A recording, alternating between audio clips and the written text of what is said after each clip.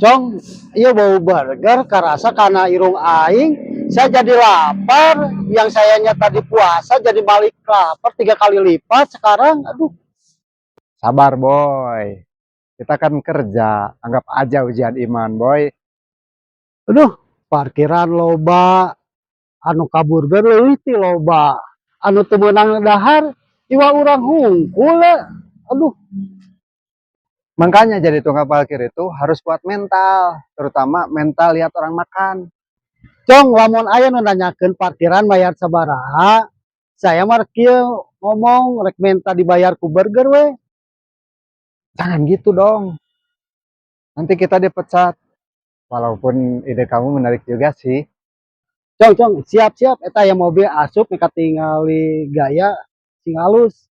Bos, bos, bos, bos, bos, bos, bos.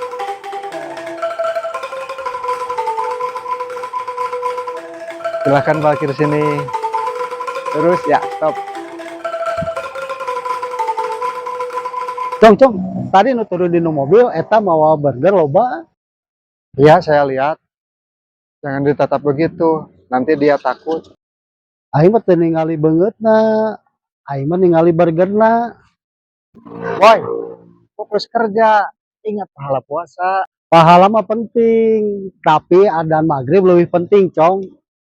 Sabar, 2 jam lagi boy.